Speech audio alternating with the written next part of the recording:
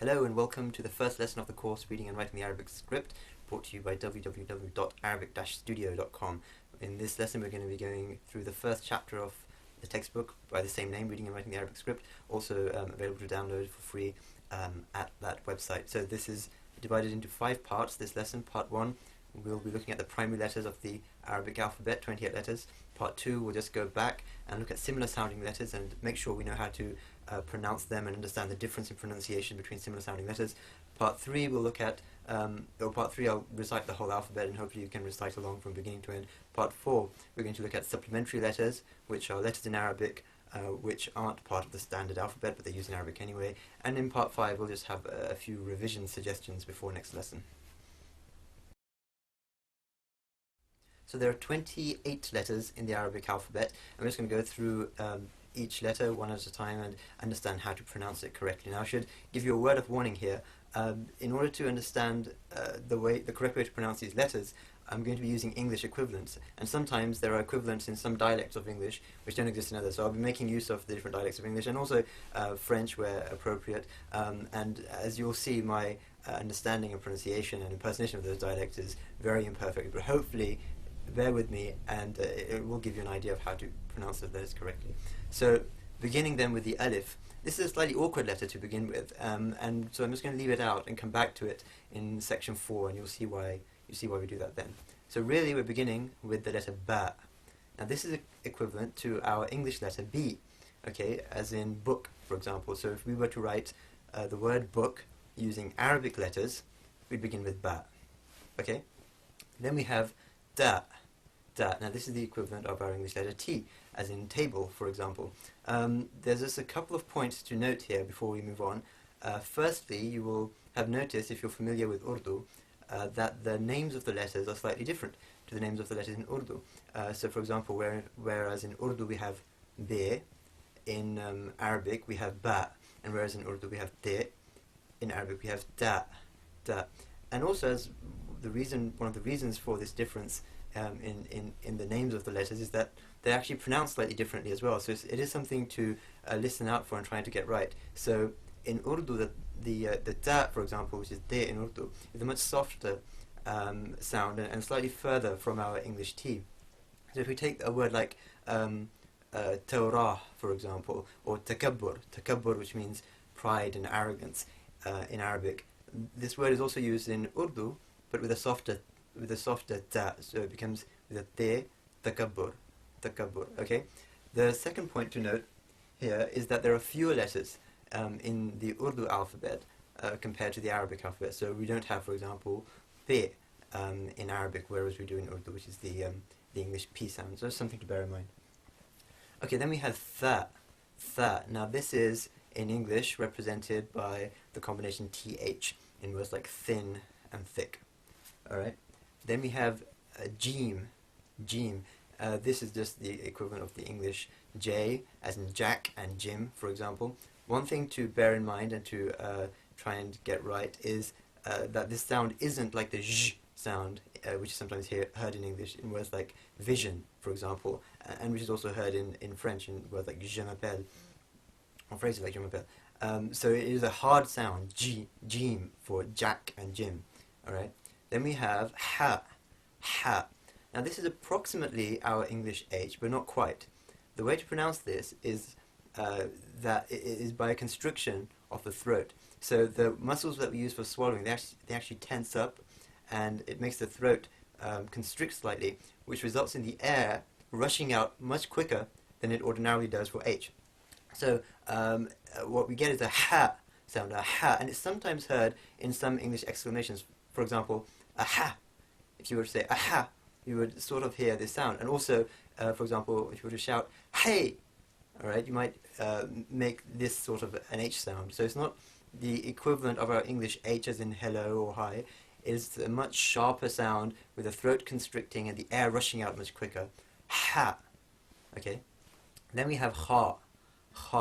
This is the equivalent of the CH in the Scottish dialect. So for example, where they say loch, that ch sound is this ha.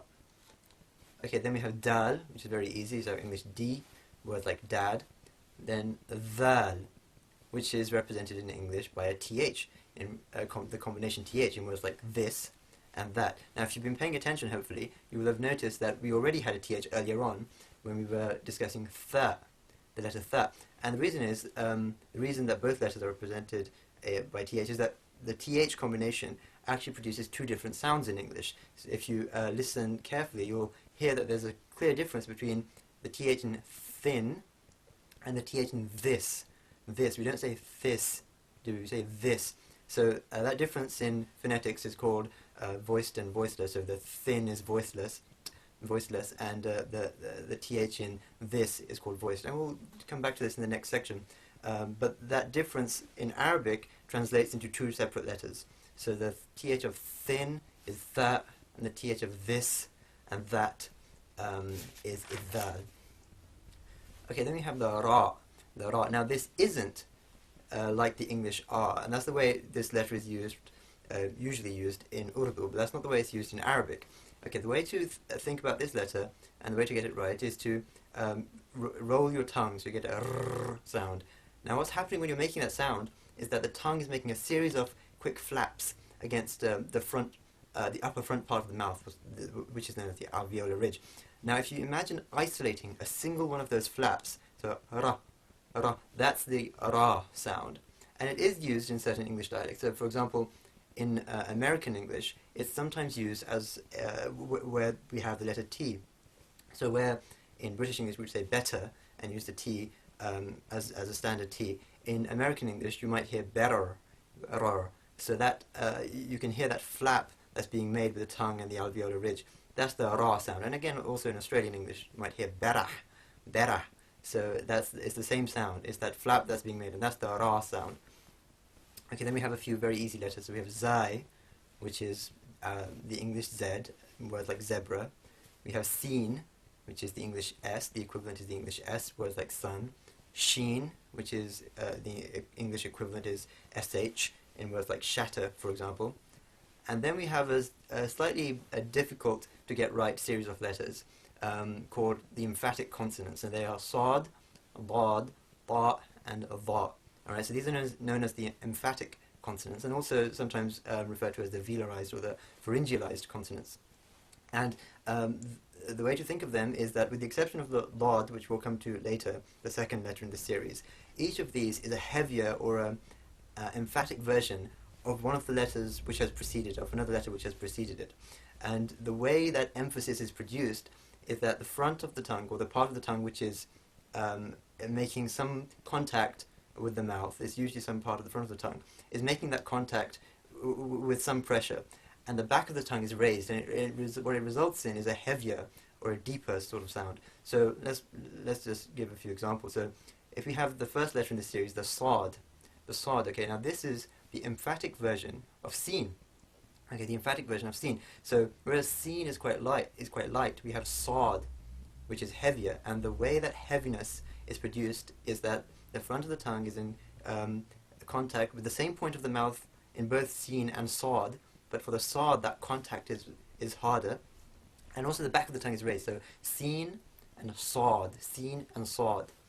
Dad, like we said, we're going to come back to. So ta, the ta is the emphatic da.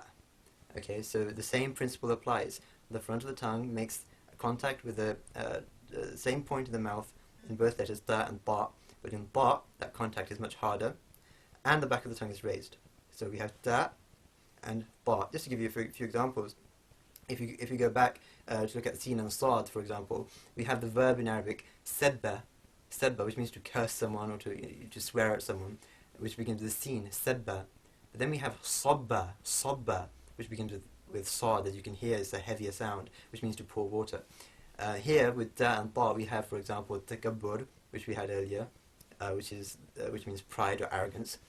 Whereas with ta, we have tib, for example, which means medicine. You can hear there's very different sounds. Okay, then we have the dha. The dha. Now this is the emphatic version of the dhal sound. Same principle. So the dhal, the tongue is in the same, making contact with the same point of the mouth, which is in fact just